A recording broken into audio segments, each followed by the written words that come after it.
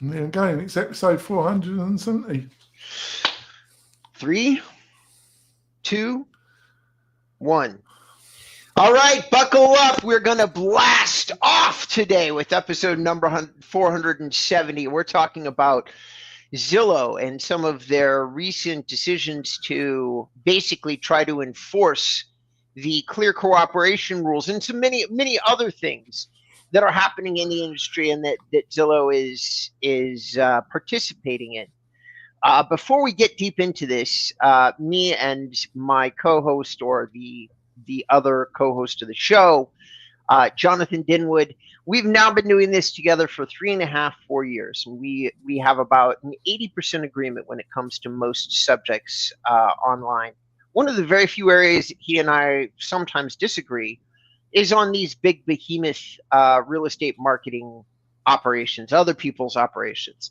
So it's going to be an interesting show, and I'm really excited for it. John, before we get into it, why don't you give a brief introduction to everybody, let them know who you are, and then I'll do the same.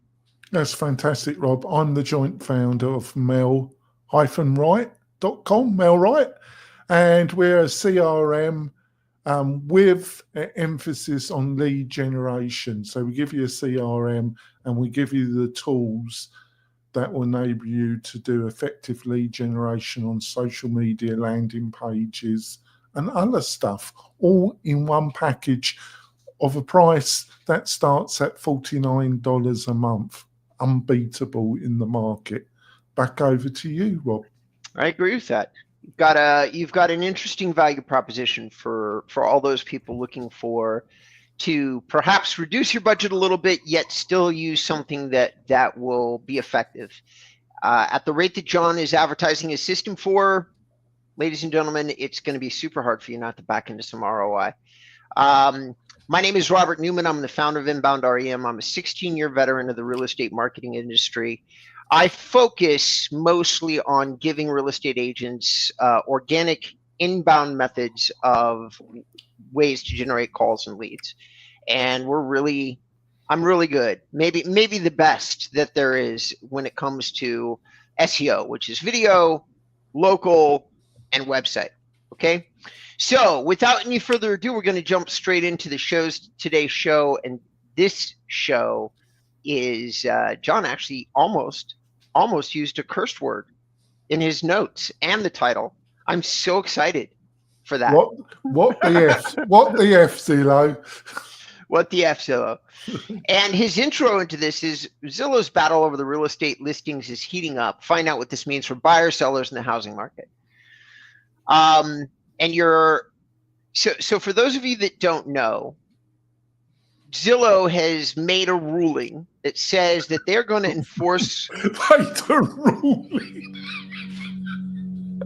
I have not gotten a sentence into my intro, and John can't stop laughing. Well, I know where you're coming from, but it's ridiculous. Made a ruling, like they're the government. Well, that's the problem. They think they are the government. They have the market share and the eyeballs to say that make a ruling is appropriate. They have made a ruling that says that if you do not list on their platform within 24 hours, you cannot list at all. And they're using this ruling as something to try to enforce clear cooperation. That's effectively what inspired the show. I did a video for my own company. Honestly, we're not nearly as organized as John is, so we won't release it for another week or two at soonest. So this show is going to come out first. And well, John, that's kind of my intro. I don't want to give away everything. So do you have anything you'd like to add to the intro? Well, in a way, it's madness, isn't it? It's just like we would say in the UK, it's bonkers. Bonkers. We're well beyond in a way. It is madness. But in pure cold shark-like business logic, it does make sense. It also shows, I feel, this is only my point of view. in every industry there are what I call PowerPoints. There's parts of every industry that if you control those parts, you have a much bigger control over a particular industry than your market value or your the percentage of the industry that you might control, because you've got a certain hold on industry. And Zillow for a number of years has had that because it's had the eyeballs. But obviously they feel threatened, don't they? Or, to some degree. Obviously, because this was, they do feel threatened by this. Obviously they're not stupid. They look at the figures, they look at their data, and they can see a trend that they're not very happy with. What do you reckon? You reckon I'm on the right track? I think that Zillow is up against the wall with this subject and every other subject. Like, Zillow does have the eyeballs. The market is dying. Like, I'm just quickly taking a look at the Zillow website, and this month versus last month, traffic is down by 4 million visitors. John, that's 10% for the largest real estate website on the planet. So and they've never pulled a profit. And now, with clear cooperation and lots of pushback starting to happen from real estate brokerages who are unenlisting themselves out of NAR and unenrolling themselves out of MLSs, this is creating, and why is that a problem?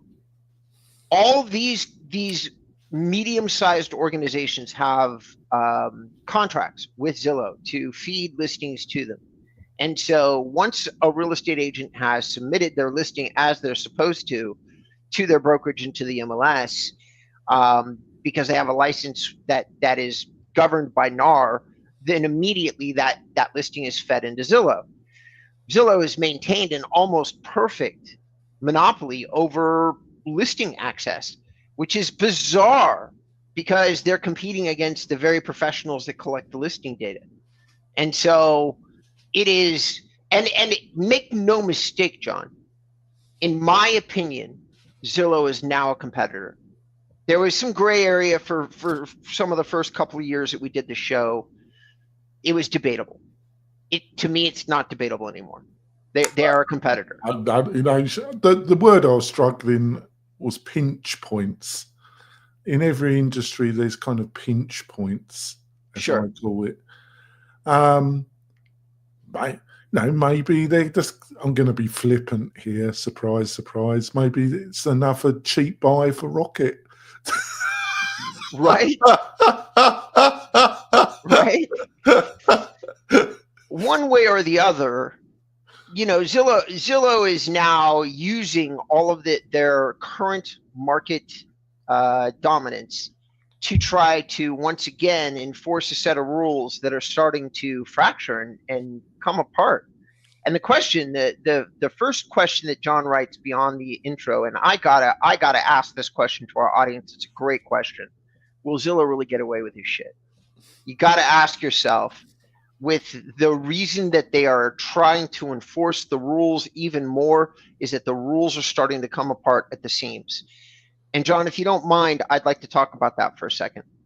In California, where I am at, the rules have never really worked as well for California realtors or brokers as it has for other parts of the country. And the reason is simple. Oftentimes you get a listing added to the MLS and then Zillow, and that creates a lot of extra work, but no extra profit for the realtor who's managing the listing. Because you get a lot of looky-loos, you get a lot of weird calls, you get a lot, and when I say a lot, I've had realtors tell me that they get as many as 50 to 60 false, fake, or time-wasting like applications for a property. We're not talking about a little bit of effort. We're talking about massive effort for no discernible value. So what would that realtor prefer to do? They would prefer to say, all right, I've got 300 people that I've developed relationships with over a 20-year real estate career. I'm just going to send this property to those 300 people, and let's see if any of them just right off the bat are willing to make a bilateral move or interested in the city of this property. Because if they are, then we'll get a top offer and we'll move the property. Well, it's even deeper than that, isn't it? Because it's actually one of the reasons that keeps a real estate agent that gets listings and has built this network. It's that makes he or she, it's one of the biggest drivers why they still exist, in my opinion. Is what? They have properties, especially over the last 8, ever since we recovered in 2012, 2013, whatever. It's been one of the main things people have started to, until very recently, when we've seen a change in the market over the last year. It was, if you got properties, you didn't need to publicize them on Zillow. You just having a property to sell, all you had to do was just push it to a small group of people and you could sell it. True. So it's a super hot topic here. I've had the Altmans among many other people that I've talked to or I know through the industry, and other people, not just them. And they've been trying to get private listing, like pocket listing companies going forever. And they run into consistently this problem with NAR, with the MLSs. They can't get past the legalities. And the reason that they want to do this is that for their customers, it makes so much more sense to not have to publicly list your property, but it's against the law effectively. Oh, wow. And it is super problematic for high-end real estate agents in California because their clients want nothing more than privacy. That's it. They want their property to be marketed in a private network kind of environment. After all, who's got $35 million laying around? You list one of these massive properties, and the problem that I just mentioned about a lot of sound and thunder, but no real honest to God qualified activity happening, increases tenfold, making a luxury agent's job nightmarish. Because now you've got security. Well, when you were saying 35 million, I thought you were talking about the average house in California. So, oh my God. So here's the question that you posed, and I think it's worth us having a word over it. Do we think they're going to get away with it? Well, in some ways, some of the agencies have broke cover and said they're fine with it. It looks like you're saying the California Real Estate Association are going to be fine with it. I think you met your insight last week. You said, the present government atmosphere, normally you would have thought that the regulators would hit them hard because the optics of this is terrible. I mean, it's shocking. It's a monopoly move from end to end. But all these companies are making the right move at the right time. You don't have you don't have anybody in office who gives a damn. And please, I'm not trying to offend our viewers or listeners, because there's a percentage of you that could say, as I say, it's a company, you've built your reputation, you've worked hard for it. Why not leverage that for the betterment of the company? All right, there's an argument to be made there. It is also very heavy-handed. And there's another argument to be made that says, I don't like being forced. Like as a consumer, I don't like being forced. And yet you're being forced by Zillow. I think that right now, I fear they will get away with it. Do I think that they should? Probably not. I think they should stay out of the rules and regulations part of the business. I think they should let the organizations that are there for that purpose do it. And if NAR and other people that's their only job is to regulate real estate, and if they decide that this is what they're saying is best, I'm going to go, okay. Do I think that NAR has been really well run or serves its constituency the right way? To be honest with you, John, I really don't. I think they missed the boat entirely, and they've forced the entire profession to give up the number one most valuable thing that they own without proper compensation to the actual agents. That's my beef. I don't think agents are getting compensated the right way for going out and collecting listing data. If everybody else wants to sell it like the MLSs and NAR, okay, fine. But let's compensate the agents accordingly. What do you think?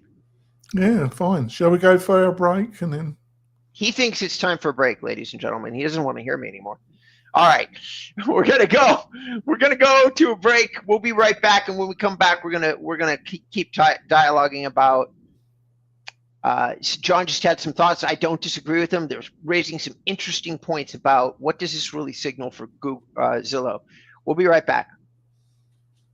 3, 2, 1. Welcome back, ladies and gentlemen.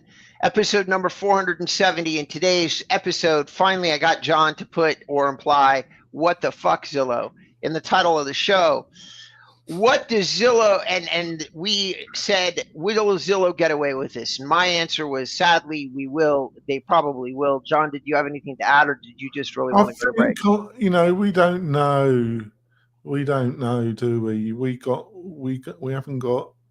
We can't see in the future. I think on the short term, yes, they will get away with it.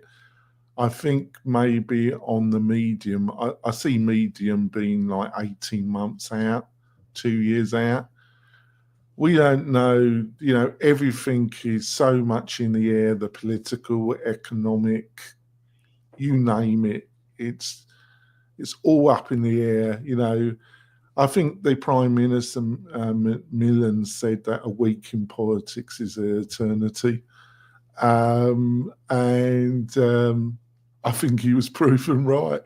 So on the short term, yes. On the medium term, longer term, I don't think this is a great play, honestly. And John, then you also posed the question, and God, do I think this is a good question. What drove Zillow into what seems to be a bit of an act of desperation? That's a bit, doesn't it?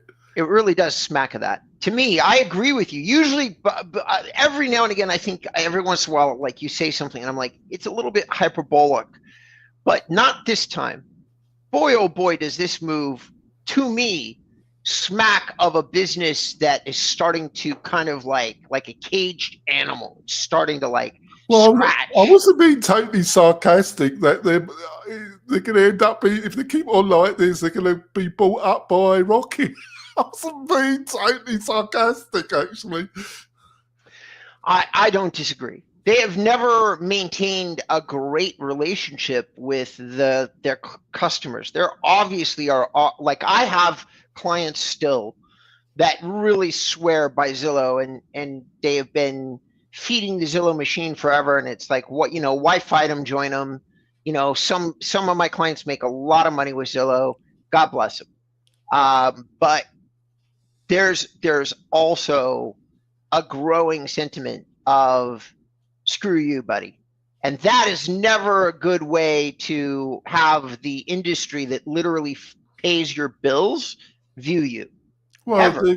Like home.com and realtor.com, the articles I read on this, they say, just come to us, they're loving it, aren't they? Just come to our platform, we'll take your money and we won't smack you down because you don't want but the whole thing is I'm not going to overstress this because some of it's propaganda. The home of the free, the land of free enterprise. Yeah, sure. It was all propaganda to some degree. Every country engages in it, but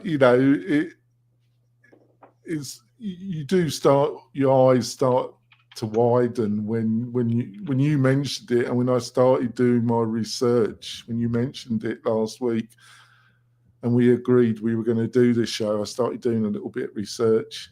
My eyes just started to widen when I realised what they were doing, and they had the audacity to actually do it.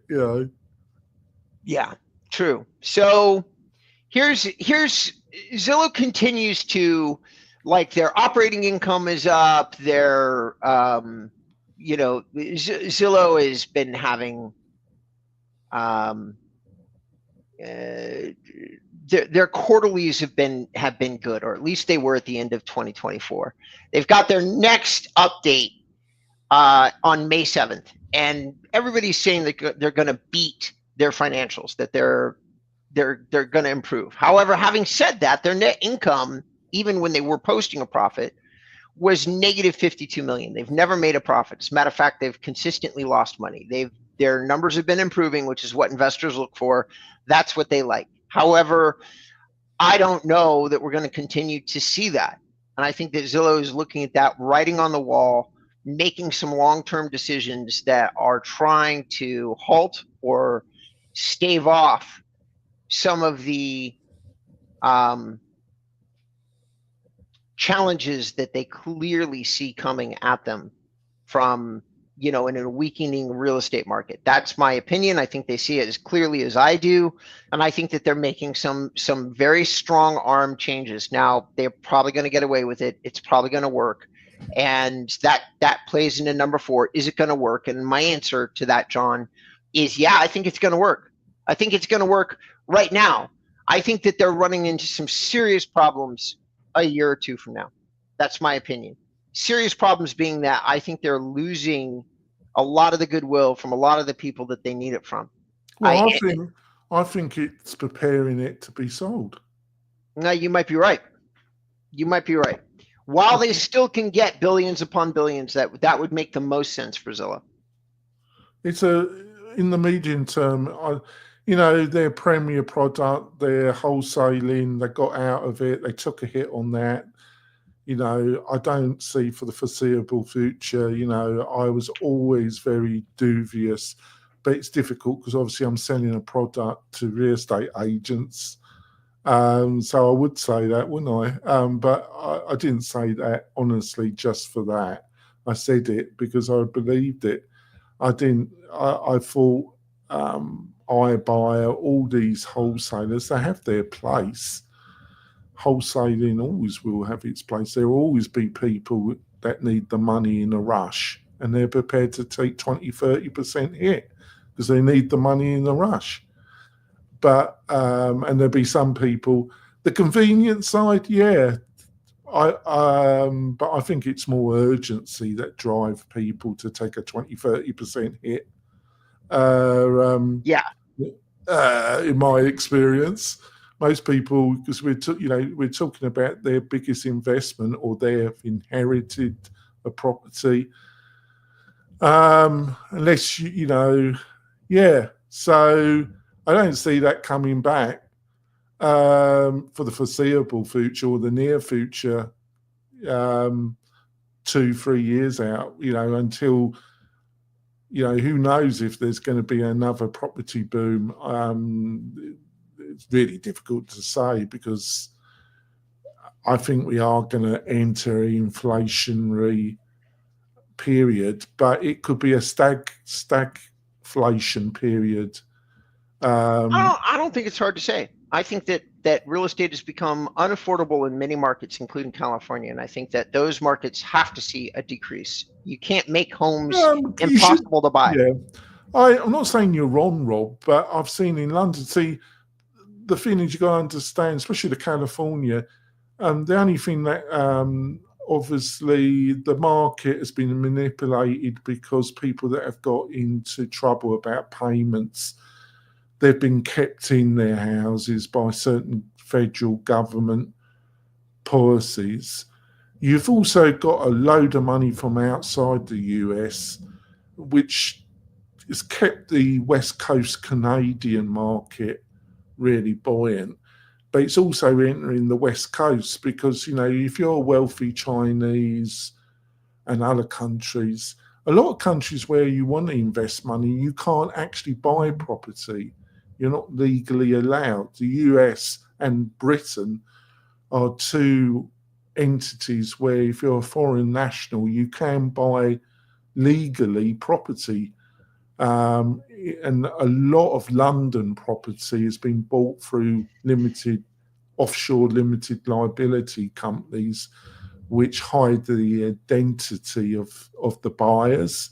Mm-hmm. And whole parts of London, there's nobody living there. It's empty. It's all owned by outside investors that are using it as a bank, basically. I think that some of that, and then you've also got the VCs and corporate America that were buying property because they could buy liquidity at zero rate. Obviously, that's gone away to some extent, but so there's a lot of conflicting forces. So who knows? You know, they're not building any new. The prices in California are ridiculous. But when you look at Canada and Australia, they're even worse. There's so many different forces at play. You're right. It is a complicated issue. And I always come at market predictions from a very high level of thought. You know, even if you said that certain parts of California are probably going to see price adjustments, there's also factors that are hard to equate to what's going to happen, such as the fact we're losing population, things like that.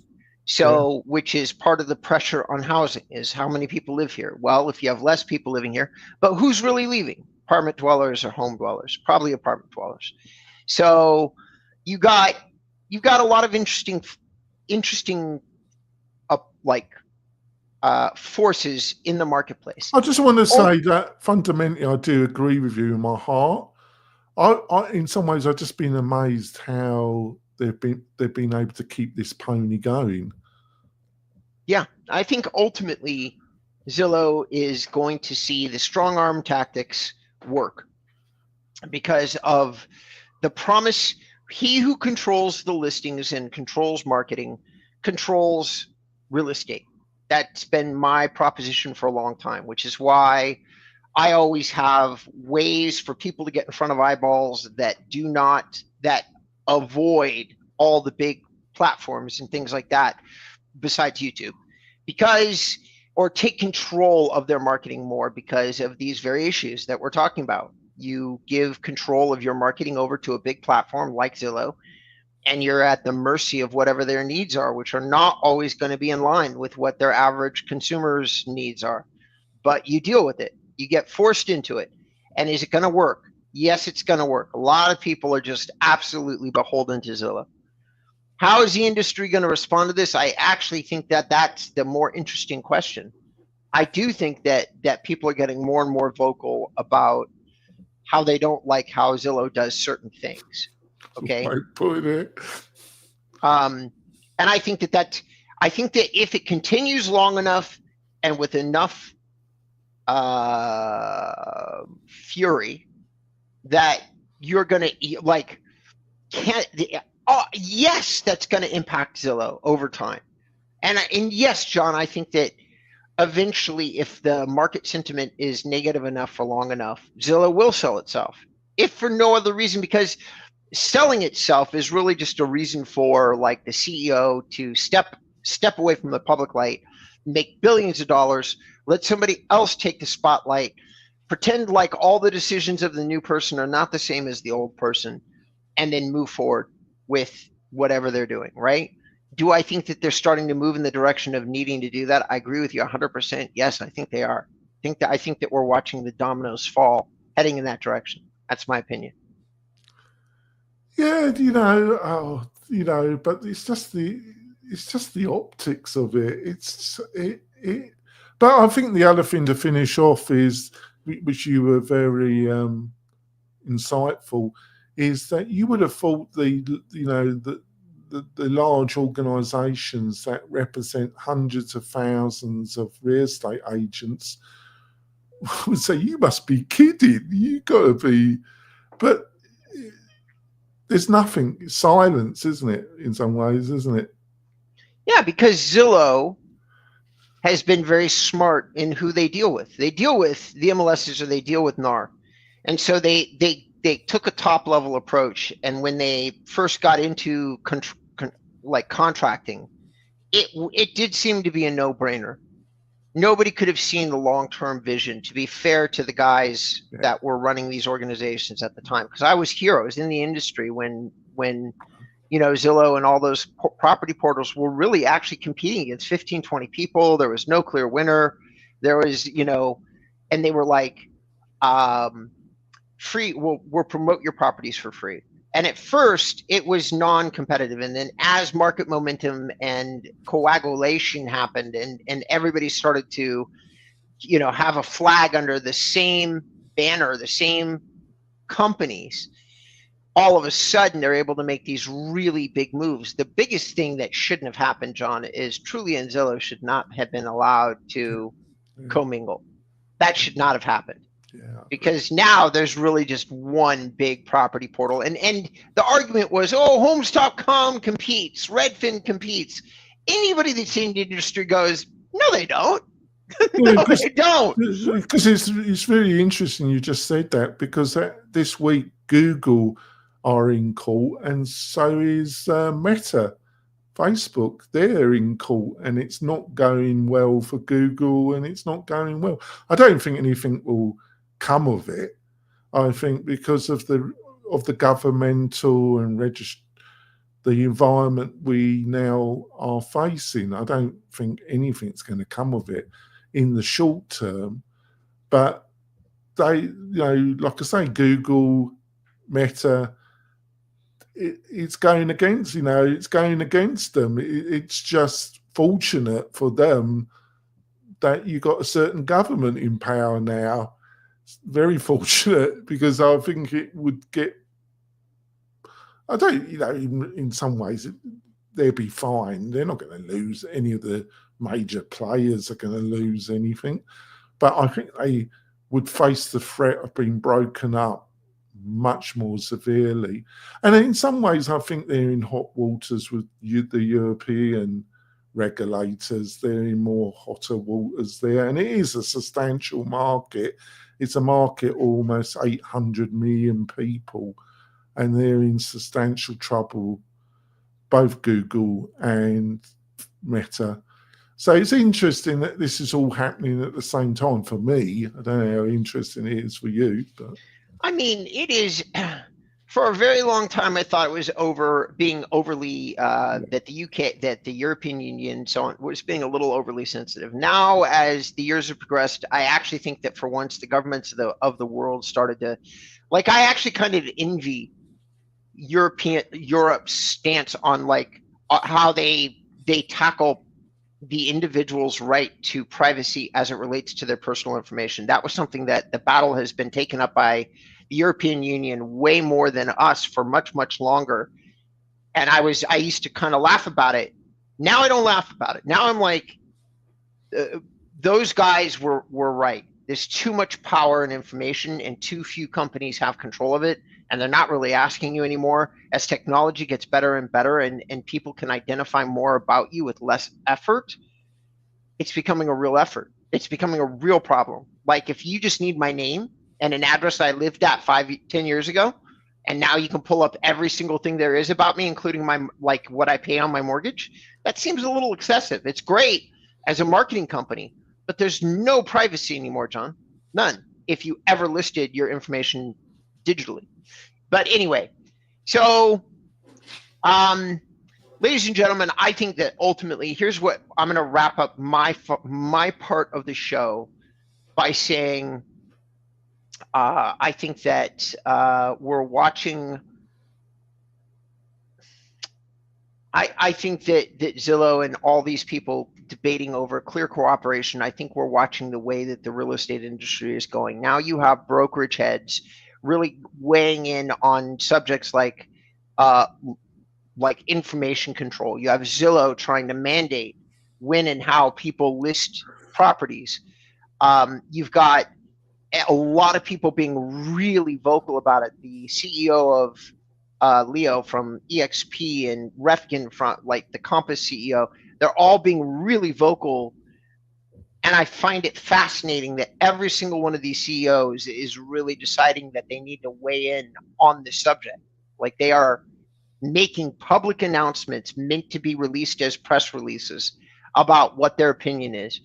I think the information wars that are surrounding listings is incredibly salient to the direction the real estate industry is going. Everybody knows that AI is going to change like real estate. It's probably going to make listings more easily packaged up and distributable, and I can go on and on. I think that we're watching the beginning of the end of something. I'm just not 100% sure about what that is. No, I think that's really, I totally agree with you. I think that's really, you sense change is there, you know, in the industry and in general, you sense it, you know, but I have no idea what that change fundamentally is. And, you know, it's a bit like AI. I use a lot of it myself, but so much of that discussion is intertwined with not large language models, but in general intelligence, general AI.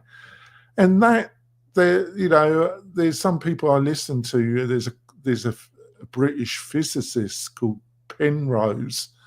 He's won the Nobel Prize for Physics. I think he's won it twice. I listened to some of his stuff and he loses me about 10 minutes into the conversation, but he really thinks that this idea of general AI is basically nonsense.